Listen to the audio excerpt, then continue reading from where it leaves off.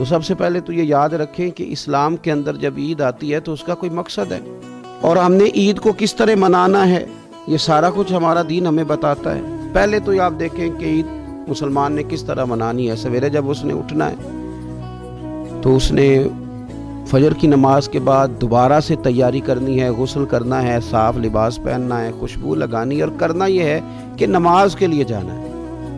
اس کے عید کا آغاز، اس کے اس خوبصورت تہوار کا آغاز اللہ تبارک و تعالیٰ کی عبادت سے ہو رہا ہے، اور عید منا کب رہا ہے؟ رمضان کے 30 روزے پورے کرنے کے بعد یا 29 کا چاند دیکھنے کے بعد۔ تو سب سے پہلے ہمیں یہ بتایا جا رہا ہے کہ جب تم عید مناؤ گے تو تم سجدہ شکر کے ساتھ مناؤ گے، اپنے رب کے ساتھ جڑ کے مناؤ گے، اللہ تبارک و تعالیٰ کی عبادت کے ساتھ مناؤ گے۔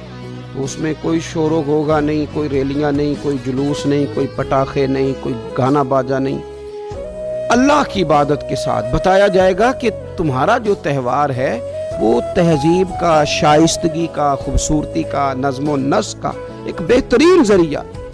تم بڑے راضی جب ہوگے تو پھر بھی تم اپنا ساری جھکاؤ گے رب کی بارگاہ میں، پھر بھی تم یہی کہو گے سبحان ربی العظیم، پھر بھی تم یہی کہو گے سبحان ربی الاعلی، پھر بھی تم اس کی بارگاہ میں جبین نیاز جھکاؤ گے۔